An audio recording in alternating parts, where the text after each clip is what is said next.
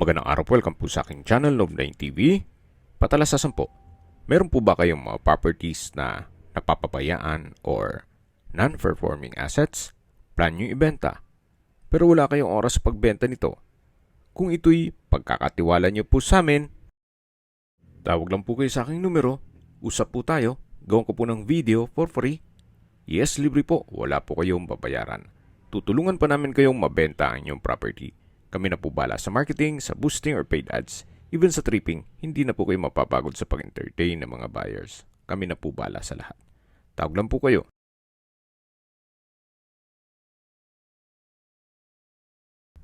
Nandito po tayo ngayon sa isang exclusive subdivision dito sa Antipolo City. Nakumpleto po ang amenities gaya ng clubhouse, park and playground, swimming pool, at marami pa pong iba. Well secured ang area, kaya safe na safe po ang pamilya nyo dito. Ito po yung nasa mataas na lugar. Ang estimated elevation above sea level ay 798 feet. Kaya meron po itong overlooking ng Ortigas o Metro Manila. May lot area po ito na 264 square meters at may floor area na 500 square meters more or less. Ito po'y titulado, buhay po ang may-ari, kaya wala po kayong maging problema sa documentation o sa transfer ng title. May 7 bedrooms, may theater room, at overlooking view. Yan po yung waterfalls at fish pond. May concrete fence na rin po buong property. At tunghayan nyo po itong pasad. Ito po yung modern design at owner's built. Kaya hindi po tinipid. Dream house po ito ni owner kaso may pagbabago lang sa kanilang plano. Kaya ibebenta na lang po nila ito. Gawa ng nasa Australia po sila. Ito pong covered carport ay naka-polycarbonate roofing. Nandito na po tayo sa main door. Ito po yung naka-smart lock at solid wood door. Welcome po dito sa bahay ni Ma'am at Sir. Tungkol po sa mga kagamitan, yung mga built-in for sure kasama pero yung iba ay hindi po kasama. Nandito na po tayo sa formal kitchen. Meron pong breakfast nook at pendant lamp at high chair. Harapan lang po nito ay yung swimming pool. Mamaya check natin yan. Then sa dulo yung dining area. Dito na po tayo sa formal kitchen. May built-in oven, microwave, induction cooker, range hood, at meron din pong nano-block na kitchen sink. Ito po yung breakfast nook na may drawer, then built-in cabinet. Dito po sa may countertop ay may malaking kitchen window. Ito naman po yung access door na papunta sa service area at dirty kitchen. May kitchen countertop, kitchen cabinet, may glass wall and window. At ito po yung access door na papunta naman dito sa harapan ng bahay. Kung saan yan po yung pinakita kong may fish pond. At ito po yung setback papunta naman sa likod ng bahay. Meron din pong mga pocket garden. Yan po ulit yung dirty kitchen. At babalik po ulit tayo dito sa may formal kitchen. Yan po yung breakfast nook. Ito po yung kitchen countertop. At dito naman yung dinaan natin na built-in oven at microwave. Meron pong mga sliding door dito na access papunta dito sa swimming pool. Halos hindi naman po nila ito natitirhan ng matagal. Gawa ng nasa ibang bansa po sila. Pag umuwi lang dito sa Pilipinas, mga ilang days lang po, then babalik na naman kaagad sa Australia. Yan po, tunghayan nyo po ulit itong swimming pool. Napaganda po ng disenyo. At sa taas naman po yung mga kwarto. Ito po yung garahe. Kung saan dyan tayo nagsimula ng video kanina. At meron din pong banyo dito. Dito naman po sa side na to ay meron pong shower area. Naka-tiled wall at may shower. Ito naman po yung banyo. May water closet with bidet. Maganda rin na may banyo na po dyan para nga hindi na papasok pa yung mga nagsuswimming kung sakaling gagamit ng banyo. Balik na po ulit tayo dito sa loob. Yan po yung formal kitchen, yung breakfast nook at dun po naman sa dulo yung main door. Ito naman po yung powder room. Ang cute ng hand wash basin. May vanity mirror at may water closet with bidet. Naka-tile bathroom wall na rin po yan. At may bathroom window. Sa likod po nun ay yung garahe. Balik po ulit tayo dito sa hallway. At check natin yung dining area. Yan po yung hagdan o staircase. Mamaya akyat po tayo dyan. At dito naman po yung dining area, yung living area. At meron din pong access door dyan papunta sa swimming pool.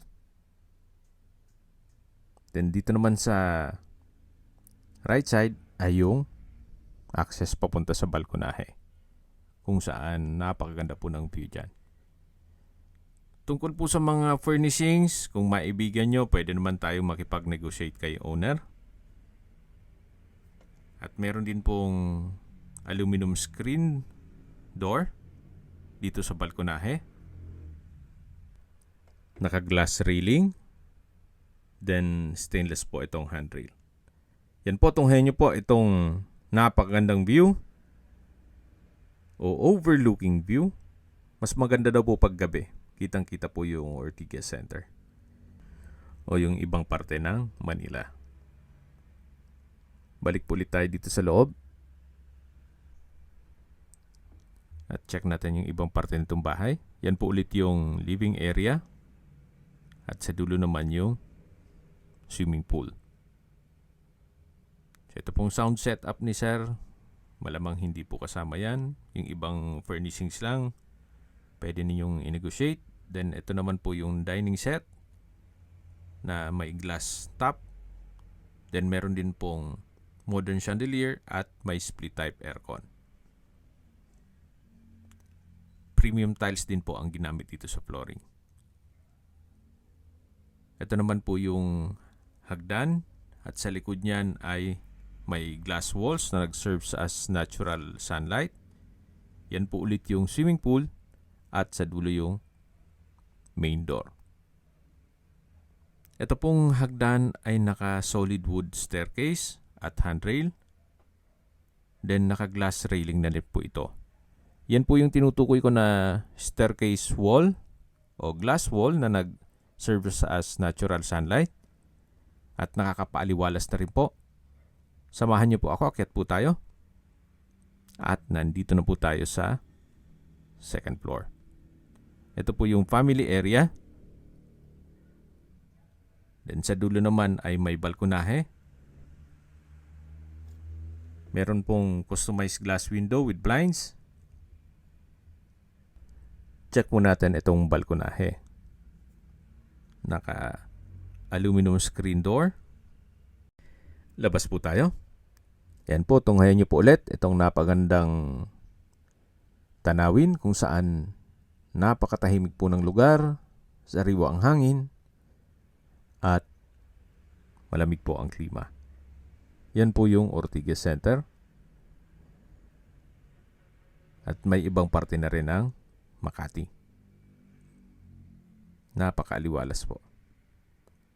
Ang kagandahan pa po dito ay wala pa pong isang oras ay nasa Ortigas at Cubao na kayo. Even PGC. Medyo agahan nyo lang yung biyahe syempre.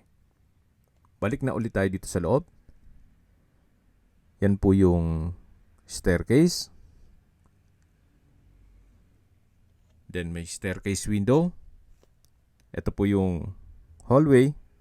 At check po natin itong unang kwarto. na nandyan na rin po yung monitor ng CCTV. May split type aircon, customized glass window. Kaya po nang nasabi ko sa inyo, yung mga furnishings, wala pong nabanggit si owner. Especially yung movable. Yung mga built-in lang po ay kasama. Then dito naman po yung walk-in closet. At dito naman yung drawer and dresser na may malaking vanity mirror. Ito naman po yung toilet and bath. May bathroom countertop, vanity mirror, hand wash basin, bathtub, tiled bathroom wall, towel rack. Then dito naman po yung shower enclosure with overhead shower, water closet with bidet, at from floor to ceiling po ang tiled bathroom wall. So, kompleto na rin po at wala po kayong ipapagawa dito. Napakalinis po nitong property. Ito po ay well-maintained. Kaya ready for occupancy. Yan po ulit yung walk-in closet. At naman yung main room. At meron din po itong access door papunta sa malit na balkonahe. Ito po yung access door. Check natin. Halos same view lang po naman nung mga naunang balkonahe. Sa taas po nito yung dun sa may living area. Yan po. Napaganda po. Napakaliwalas. Hindi mo na kailangang lumabas pa dito sa kwarto kung gusto mong magmuni-muni dito sa balkonahe na may overlooking view. Balik po ulit tayo dito sa loob. Ito po yung unang kwarto. Tunghayin niyo po ulit bago tayo lumabas.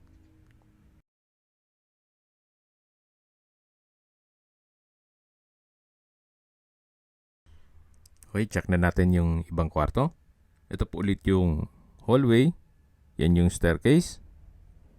At meron pong modern chandelier. May blinds sa wall. At dito po naman ay may countertop na may stainless sink. May coffee maker. At kung magkakape po kayo late at night, pwede pong magtimpla na dyan. Meron pong altar. At dito naman po yung glass wall and window na matatanaw naman yung swimming pool. Ito po yung hallway papunta sa mga kwarto. At dito naman po yung second bedroom. May ceiling fan, then split type aircon, glass window with blinds.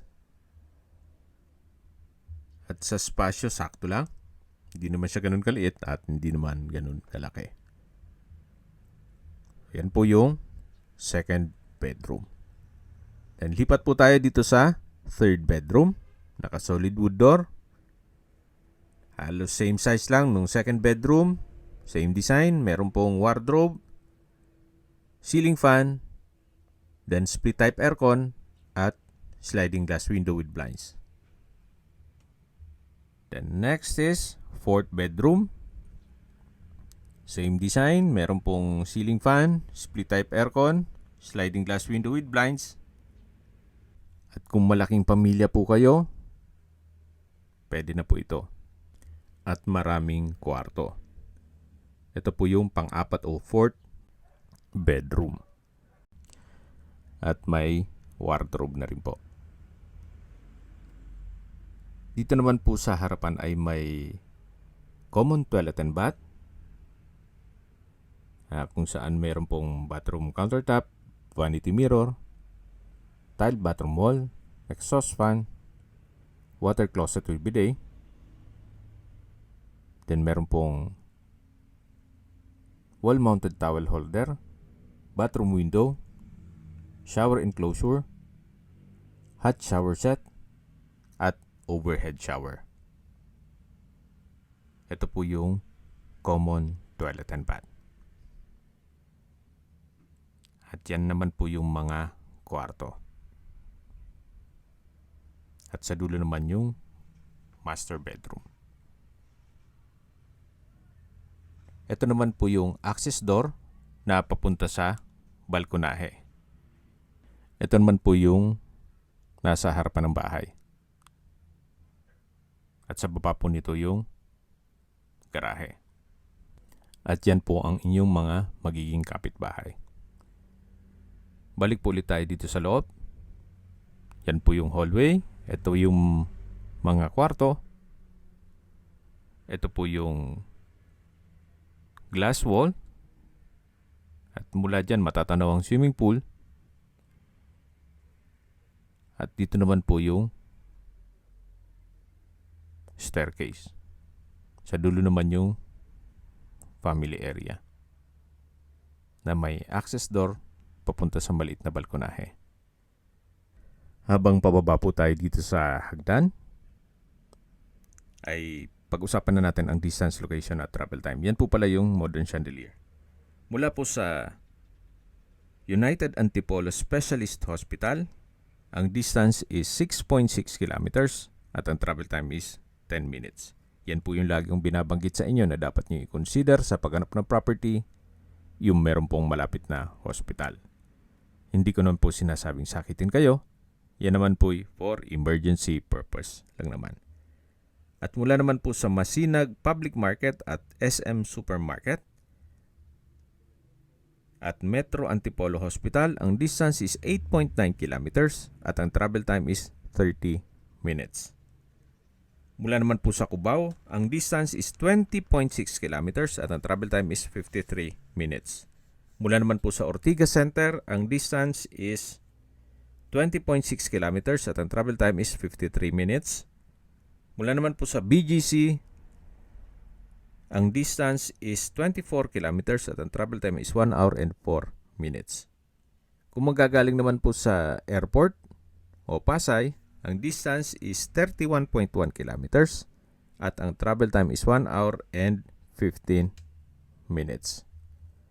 Nandito na po tayo sa lower part ng bahay o basement na meron pong theater room. Check po natin. Ito yung naka-solid wood. Meron pong split type aircon. Then ito pong setup dito ay hindi po kasama unless na makipag-negotiate kayo kay owner. Or kung hindi naman ninyo gusto tong theater room, maganda rin gawing another room. Yan naman po kung talagang malaking pamilya kayo. Magiging pang 5 kwarto po yan. At labas po ulit tayo. Balik po ulit dito sa hallway. At dito naman po ay mayroon pong maliit na kwarto. At dito naman po ay another room na pwede pong gawing guest room. Naka-solid wood door at malaki naman ang espasyo nito. May double deck, then may split type aircon. May glass window with blinds. Naka-tile flooring. At sa espasyo, malaki naman po siya. At katabi lang po yung toilet and bath, common toilet and bath, na meron pong vanity mirror, hand wash basin, water closet with bidet, shower enclosure, tile bathroom wall, overhead shower at hot shower set. May bathroom window na rin po yan. Dito naman po ay another balcony na may countertop. Then may tubular railing at handrail at may overlooking view din po dyan. Sa mga nag-skip po ng video, summarize ko lang po. Ito pong property ay nasa loob ng isang exclusive subdivision na kumpleto po ang amenities gaya ng clubhouse, park and playground, basketball court, swimming pool at marami pong iba. Ito po ay well secured kaya safe na safe po ang pamilya nyo dito. May lot area po ito na 264 square meters. Ito pong bahay ay may 7 bedrooms, may theater room at swimming pool. Meron din pong overlooking view. Tungkol po sa mga kagamitan, wala pong nabanggit si owner. Siguro po yung mga built-in, yan po'y kasama.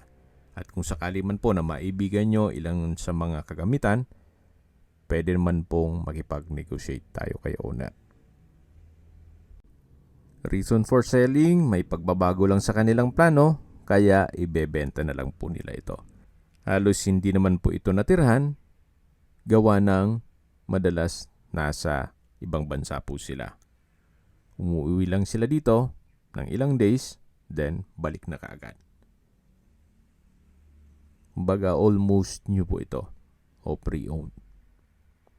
At dito po sa side ng swimming pool ay meron pong steel gate na pababa naman ito sa kabilang side ng bahay. May hagdan po dito. Bababa po tayo. Then meron din pong mga pocket garden na may ilang ornamental plants. At nandito na po tayo sa lower ground. Dito naman po ay malaki pa ang espasyo. Diyan po pala tayo galing kanina. Yung meron pong mga maliit na kwarto. At ito naman po yung setback. Then dito po ay may grotto. Hindi po nasayang yung space na maximize po nila. At ito naman po yung service area na may polycarbonate roofing. Then pag diniretso nyo po yan yung papunta sa may waterfalls at fish pond. Ito naman po yung mga pocket garden. At dito naman po nakapwesto yung maid's room. Naka-solid wood door. Then sa spasyo, sakto lang. Meron din po itong sariling toilet and bath. Ito po yung banyo. Naka-solid wood door, then naka-tile bathroom wall. May hand wash basin, water closet with bidet, at shower. Kompleto naman po. Yan po ulit yung maid's room. At lalabas na po tayo. Ito naman po yung hagdan na may mga pocket garden. Pag akyat natin dyan ay yung harapan na ng bahay. Okay, sa presyo na po tayo. Binebenta po ito ni owner sa halagang 35 million pesos. Kung may mga katanungan po kayo o gusto magpaset ng tripping, tawag lang po kayo sa aking numero. Ito po yung side view ng bahay.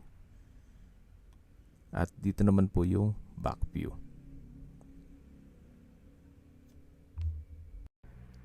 Sa mga kababayan naman natin na sa ibang bansa, meron po akong WhatsApp, Viber at Telegram. Same number lang po, 0917-316-3399.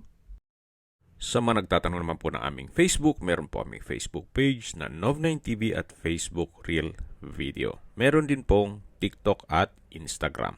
May ibang YouTube channel po kami, the Nov9TV channel, Nov9TV Listings, Nov9TV On The Spot, Nov9TV Updates, at Nov9TV House Rental. Sana po naibigyan nyo ang video presentation. Paki-like and subscribe na lang po sa aking channel para ma-update din po kayo sa aking future listings. Kung sakali po hanap nyo yung mas malaking sukat ng lupa, meron din po kami ibang listings na pwede nyong pagpilian. Huwag po kayong mag-atubiling tumawag sa amin. Then, let us know your budget para malaman namin kung anong property pwede naming ilog sa inyo. Sa lahat pong viewers, subscriber at nagtiwala po sa amin, salamat po sa suporta. Ingat po kayo lagi at yung pamilya. Maraming salamat po.